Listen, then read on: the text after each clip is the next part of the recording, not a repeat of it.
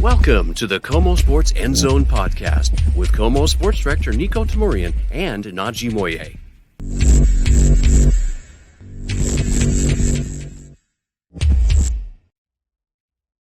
Welcome to the KOMO Sports End Zone. I am Niko Tamurian alongside Najee Moye. Not literally alongside like I usually am, but in spirit and in heart and mind, we're alongside each other. What's up, man? Niko, you're coming from us from the Southern Bureau, Tacoma Plaza, I'd like to call it, the Niko Tamurian Palace. I don't know about that. So a 2-year-old or a dog doesn't run in the shot here. Hey, and we love dogs and we love 2-year-olds. And shout out to Dario. He paid a visit to KOMO a little bit earlier today, and everyone got to see him. We love when Niko brings his baby boy around. He is awesome. Well, he was tired like everyone else, but yeah. Yes. But he had a good time at the Children's Museum with my wife, so that was a good day. Najee, random thought. Yeah. A little open to the show, the great voiceover with the cool clips there. Uh-huh. Like that dude in the crowd is really excited. He's happy to be there. Like really excited. I sense like a segue here because he looks like someone who's sitting segues, don't you? Every time this guy has me like tease a segment in sports, I'm just like segue up top of my head. I can segue that. I can say he was probably one of the 18,300 at Climate Pledge Arena to see Caitlin Clark. Swish. Absolutely beautiful. How about that, man? That place was electric. Yeah, you know what? Don't take our word for it. I'm going to play a little clip from KOMO photojournalist extraordinaire Matt Landers. So here's how the brain of Matt Landers works, and I think we've talked about Matt on this show before. Matt's a favorite. Yeah, Najee and I love Matt.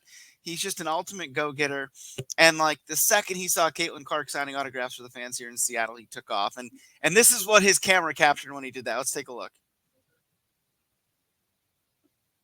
There we go. It's gonna play, I promise. We swear. Look at that basketball. Oh, maybe it's not. Maybe it's just kind of frozen. Well, there you have it. It's not going to play. That's also a sneak peek. Let me bring it back, though. I'm going to show you the scene here. I mean, you've got, obviously, all the fans kind of overhanging. Oh, there, it's trying to play. You've got Caitlin, signing all these autographs. You see the fans kind of overhanging here. And I think that just illustrates, she's this person that's this worldwide phenomenon right now. And she's stopping to sign autographs before a game. She's still looking for her first win. There is something to be said for this, but the file is just not wanting to work with us. But hey, that's kind of like some freeze frames there. Hey, those pictures are worth 1,000 words. I think we also saw just a little bit of one of the basketballs that she was going to sign was the Wilson basketball because she now has a deal with Wilson. Yeah, which let me tell you, that's next level. It is, and. You're seeing that a lot more, and it's certainly, as I don't have to tell you, Naj, long overdue in the women's game, where you have these stars that are. I don't care what sport they're playing. I don't care if it's men or women's sports or what sport it is. Like they're worldwide superstars, and certainly Caitlin Clark, given the phenomenon that she has become. Listen, I mean, there's. We loved watching the college ranks. We loved being able to see everything she did at Iowa, going to 2 straight title games. We love that we were able to see that here in Seattle last March. But, there's no reason that I shouldn't say that because there's been stars before to get deals. Brianna Stewart, I believe, the entire Las Vegas Aces have deals right now. Sabrina Ionescu has her own shoe, that kind of thing. And I guess it's just long overdue, and there's no reason that Caitlin should be the first to have this kind of attention because there's been stars before, is I guess the point I'm trying to make. And it was fun to watch her at Climate Pledge, no question about it. I mean, honestly, she is, and we saw it if you had any doubt or what kind of trends, what kind of just shooting star she is. I mean, honestly, personality-wise, she's got a great personality. She reminds me a lot of Kobe Bryant, honestly, just with a lot of just the way she carries herself, just the way she just always wants to win. And she just has kind of like that bit of a gritty attitude, even though she plays, the game may be more, like a little bit like Steph Curry-ish a little bit because in Iowa we did see her shooting a lot from the logo and around the logo, and the spot where she broke the point record was very, very far away from the 3-point line. Let me tell you, she is a game changer in women's sports, and I'm not just talking about basketball either. Just the first athlete to get that Wilson deal. Wilson basketball deal, which is almost unheard of. I didn't even know that couldn't even be possible since Michael Jordan in the 80s, about 30 years ago, or about 50 years ago now. Crazy. And yeah, it's crazy to think about. And we saw just the excitement. I was watching the game last night, and I've been to Continental Place many times for concerts, hockey games, Storm games, and I just cannot imagine.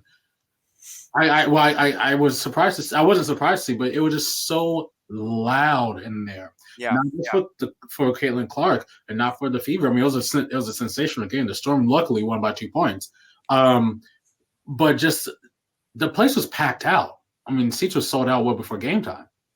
Yeah, and that's really something that you mentioned. Michael Jordan, and I actually in my reports at Climate Pledge Arena pregame compared to that, and we're not saying that Caitlin is suddenly the GOAT. Okay, you can't say that 6 games in. I think she very well has the potential to do that, and I think so many people would agree with that.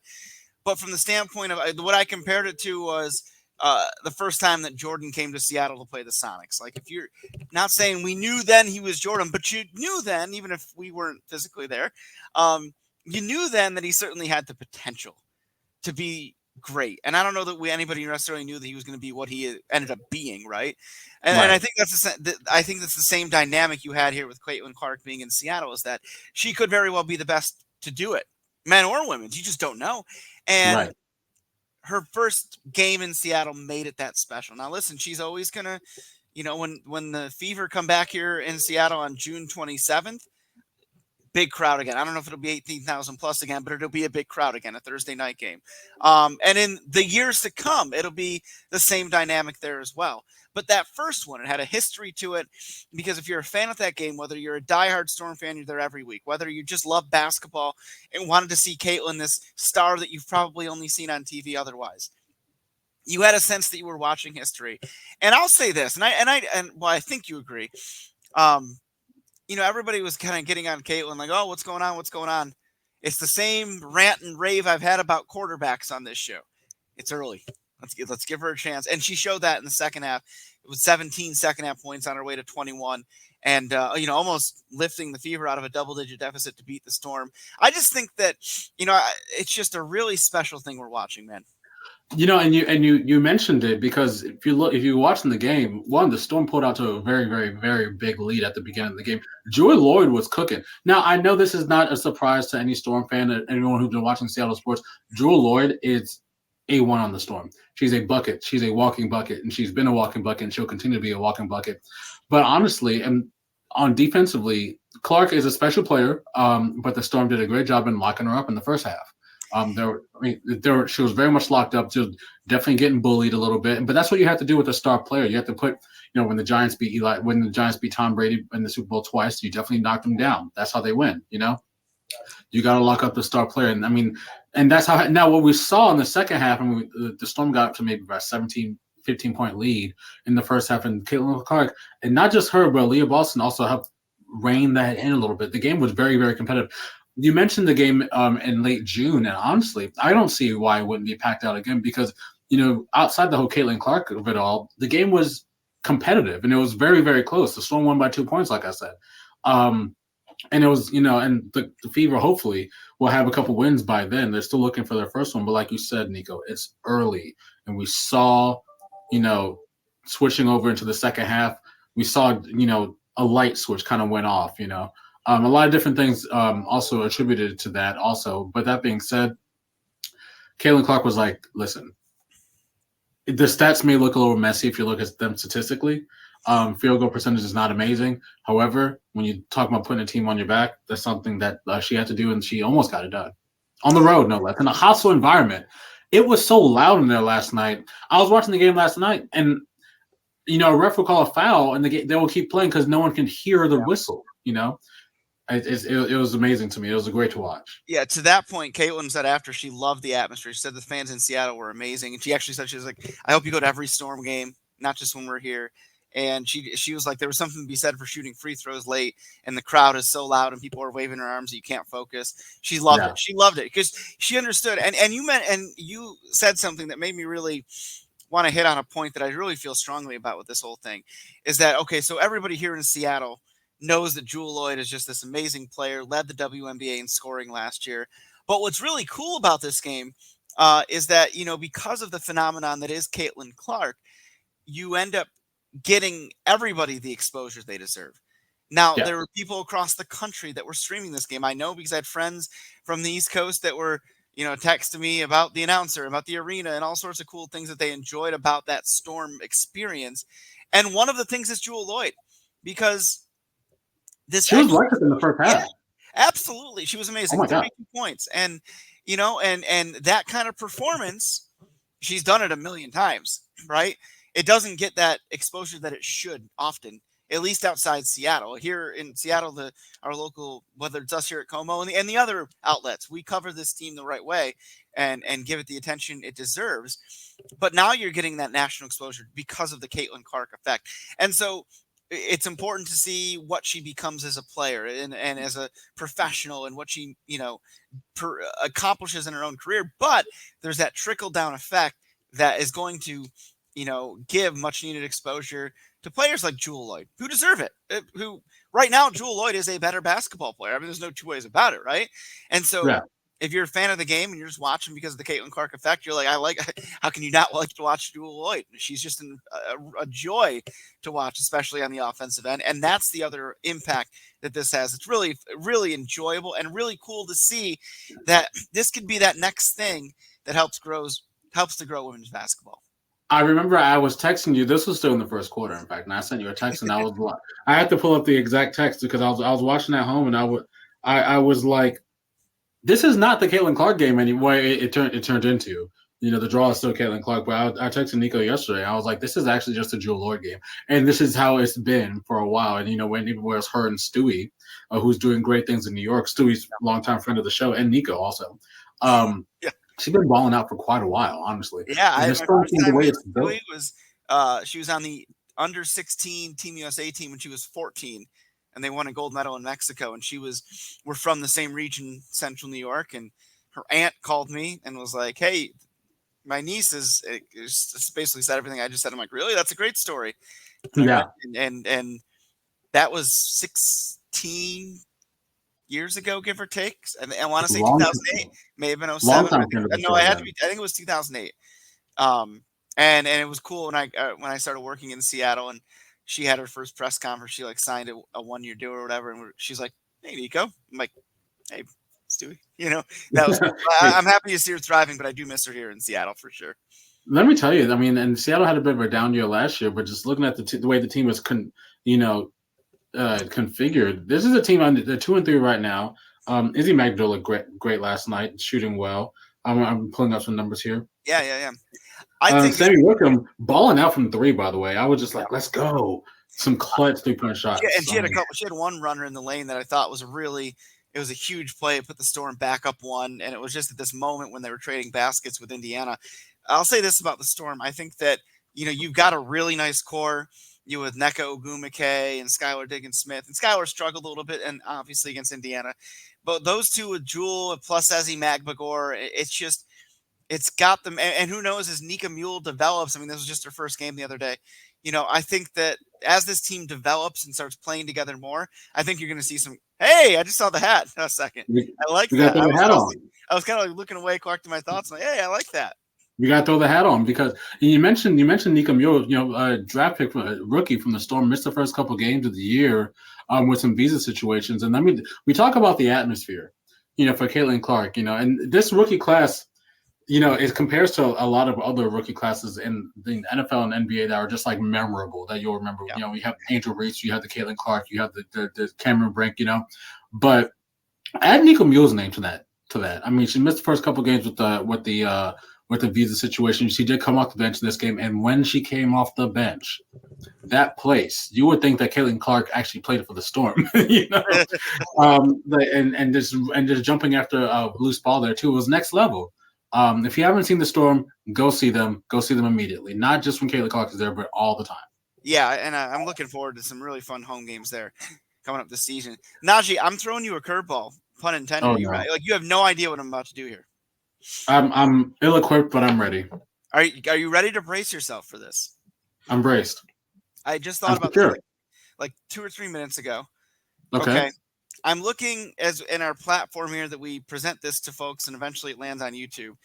I'm looking at a graphic that we played on December 13th, 2023. Okay.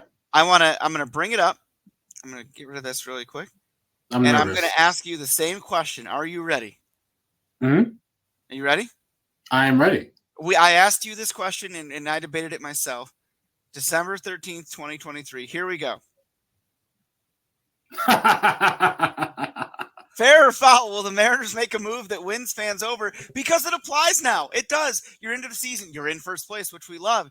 The bullpen is battered by injuries, but they made a move for Mike Baumann from Baltimore, and they got a Dodgers relief pitcher as well. He was in AAA Oklahoma City.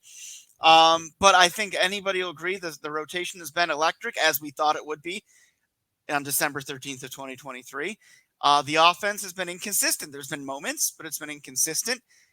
You could argue it's coming around, but you've got a first-place team that has a chance to really do something special. So fair or foul, Najee, will the Mariners make a move that wins fans over? The nearly 6 months. Oh, how about this? It's May 23rd. They were recording this. It's 5 months. No, wait, we did December 13th. Scratch that. Well, it's 5 months and 10 days since we did this. So 5 months and 10 days later, Najee, will the Mariners make a move that wins fans over?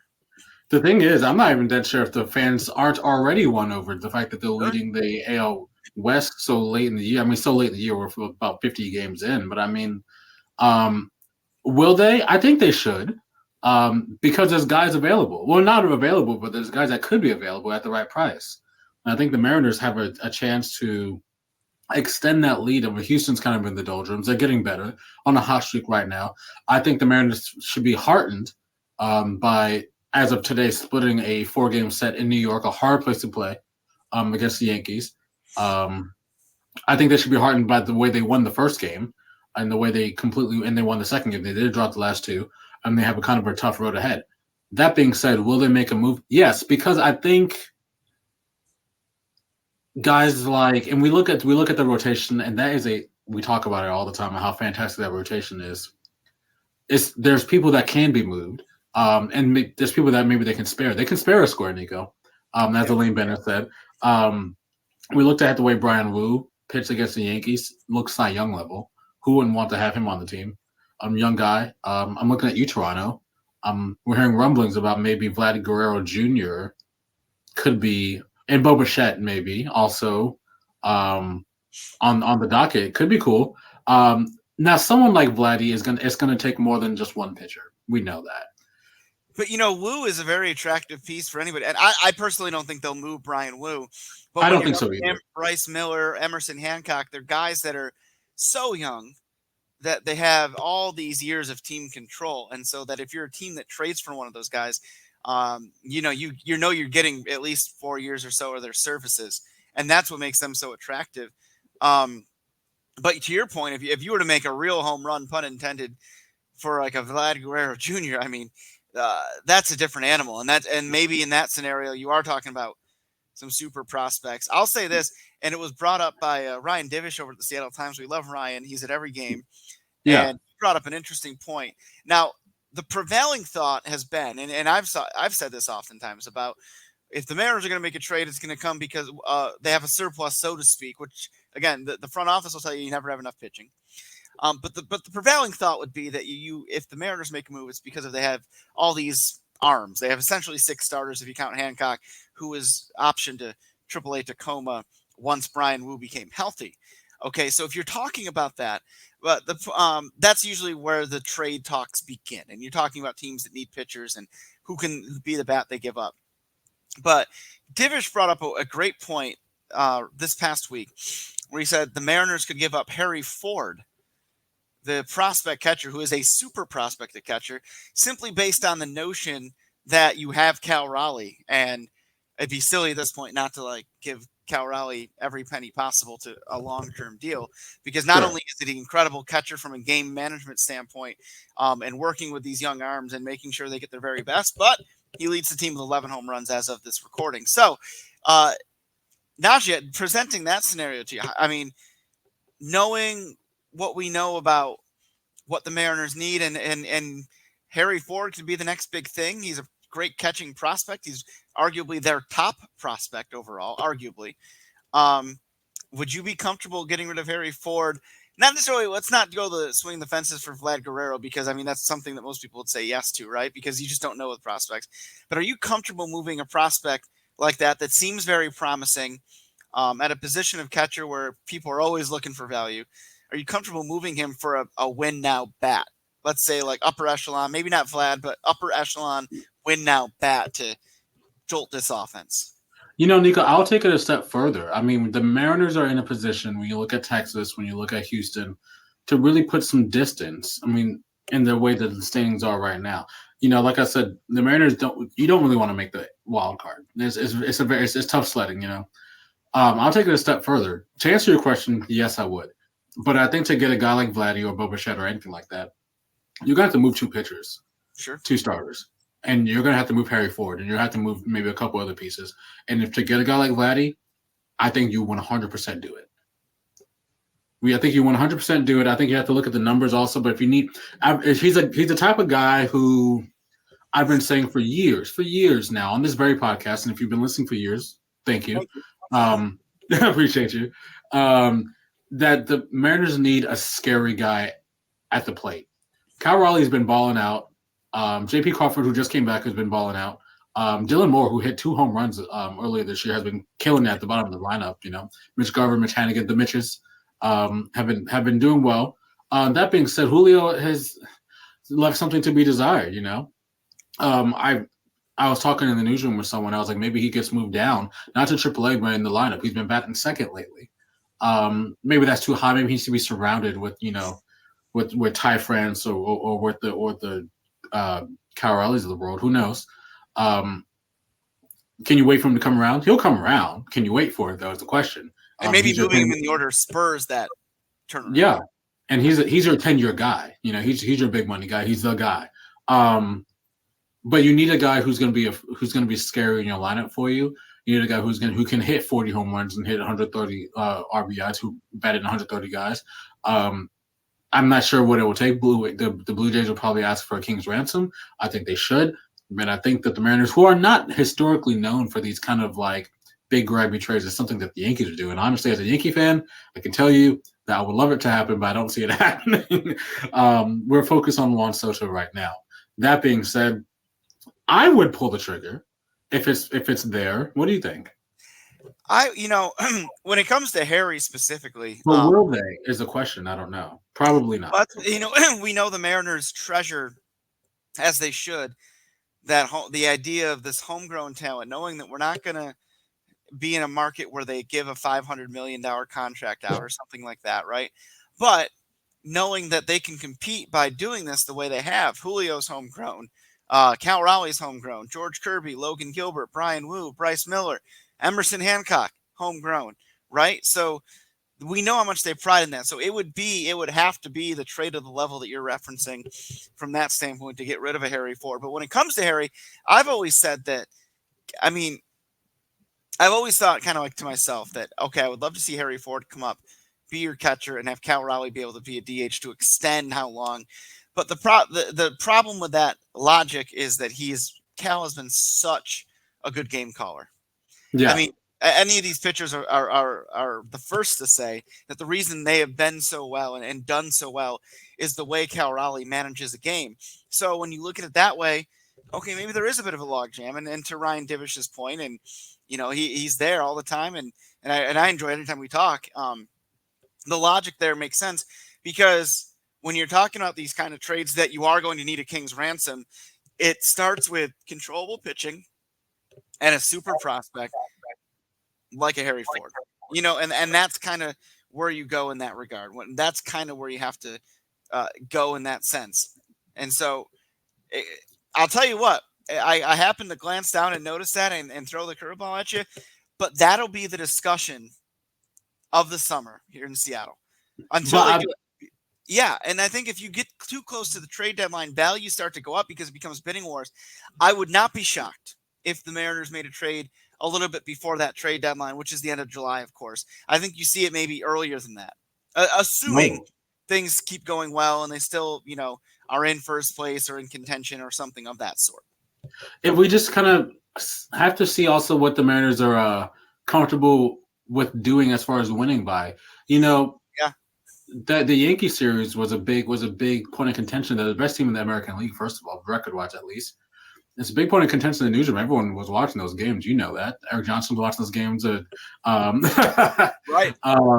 Kevin Beatty was watching those games. Doug Pigsley. I mean, this is a big deal.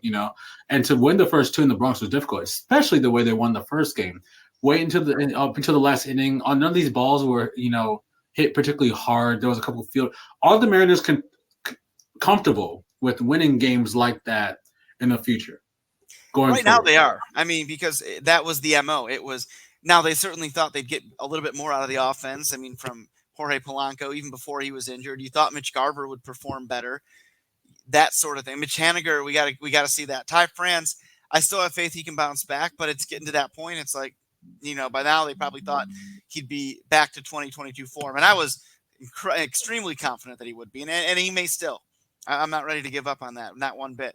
But we're only a little bit through the year, honestly. I mean, we're only 50 games in. We got about over 100, 110-ish left. So yeah, so you've got to. So it's going to play out.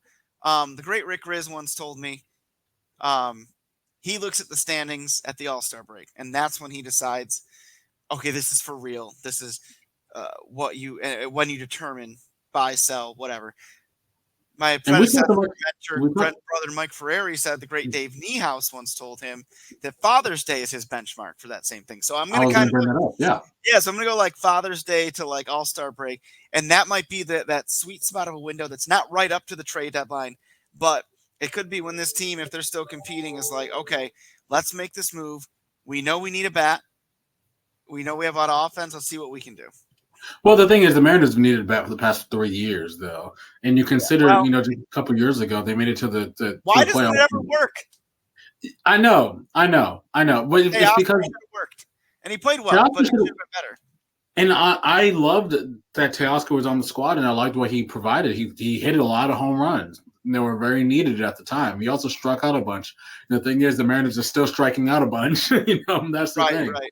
So we got to have some kind of play discipline here, I guess. But I compared to what the Mariners need to a coworker the other day. I was talking to Kevin about Kyle Schwarber. Remember a couple of years ago, Kyle Schwarber was not playing. I forgot where he was playing, but he was playing. He got traded to the Phillies, and almost immediately when he got traded to the Phillies, he's been hitting lineup, a leadoff for quite a while, actually. He's not the type of guy to hit leadoff because he's just a big guy. He kind of reminds me of Adam Dunn, but he's a great hitter, and he's been electrifying that team. Best record in baseball, after all, over the Braves and the Dodgers and Yankees. The Mariners need someone like that. Yeah. It could be Vladdy, it could be Bo, could be anyone really. There's a lot of people who could be up for grabs. I think a lot of teams are kind of like maybe thinking that they would be better so far, and they may be ready to sell. I'm looking at you, Padres. I'm looking at you, Mets. They got to pay Pete Alonso a lot of money next year. We'll see how that goes. Who knows? Yeah, I'll say this, that it was, first of all, really fun to talk about Caitlin Clark and that effect, because it was really cool to see that come through Seattle. But as we shifted focus to the Mariners, happy accident, because I really do think they're going to keep playing well enough to at least be in the conversation, and maybe even better than what we're seeing. Najee, we will have several shows in the next few weeks to talk about the Mariners and what they will or will not do to make sure that they're a contender. And hopefully we're talking about a Storm team that competes to get back to the WNBA playoffs. And by the way, when we talk about your equipment and wardrobe there, so apologies for the gaming headset here. I had a microphone issue at the start of the show. We had to switch this up. This is what happens when you have a podcast at 5 and a Call of Duty meetup at 6. Okay. I mean, that actually is what's about to happen. I'm just kidding. Yeah, I do enjoy playing that game. Yeah, it got really cool during the pandemic. Not that there was anything really cool about that, but the dynamic of people flocked to that game. I've been playing with a lot of pro athletes that I've known over the years, and because they were bored too. Who's good? Who's bad at Call of Duty? Who's bad at it? As far as pro athletes, I'm not telling you to call them out, but is there someone who you're just like, man, I thought you'd be better at this? Oh, that's a good question. They're all better than me, so I can't. The guys I used to play with. Understandable. Okay. So it was tough. It's tough to Great see. deflection, Niko. Appreciate that. Yeah, no, I'm not that good. So I wanted to apologize for this and give everybody fair warning. Mariners hot stove, which is not just a winter thing now. I'm just kidding. Mariners summer heading into the trade deadline is going to be a big deal for Najee and I. Yeah, it's gonna be a big deal. Also, nothing could happen. Honestly, They'll do something. They got to do something. They got to do something. I mean, the thing is, like I said before, a series like the Yankee series, split in 4 games in New York. That was good. It's good. Mariners fans should be happy. They obviously wanted a sweep, but you see those. I think the issue becomes you see all these incredible starts, and if the offense, give it a little more time. I don't think tomorrow they got to do something, but if this offense doesn't continue to develop or make that next step it needs to, then I think you got to do something because you can't waste what we've seen from those pitchers and the standpoint that, believe it or not, even with those young guys, the window is getting closer because guys like Logan Gilbert, they're getting close to getting real money in arbitration, let alone what comes after that potentially in free agency. They got to get paid. Cal Raleigh's got to get paid. Suddenly this payroll, which is manageable and can allow you to maybe go out and get somebody, is going to get a lot bigger to maintain all these guys you want to maintain. Yeah. So I guess now is the time. You got to strike this year. You got to strike this year. Give it your best shot. Whatever your best shot ends up being, whether that's a move that gets you to the World Series or whether that's a move that gets you to the Championship Series, whether that's a move that's considered a single double or a home run like Vladdy. I don't know. But they got to do something. That's just the way I see it. I think Mariners fans, the goal is not 54% of games. The goal is winning AL West. That may take 54%. But maybe 54% gets you there. Honestly, you never know. You have to imagine Houston is behind you, but how long are they going to stay behind you? Yeah, is the problem. Texas is how long is they going to stay behind you too. But we can talk about that for years, and we're going to. Hopefully not. Yeah, Houston's going to make a run. They've already started to turn the corner a bit now that Verlander's looking good and all that. Yeah, stuff. And they come to town next week. Yeah, I'll be there. Memorial Day is the first day of that series. I can't wait. Najee, this was fun, my friend. This has been fun from the South Bureau, the South Sports Office here. Yes, from the corner of. We won't say what room I'm in. No, my bedroom. But yeah, the corner of the room. Corner of the room. I'll be back with Najee next to me in studio next week. Go Storm. Go Storm. We'll see you next week. Bye-bye.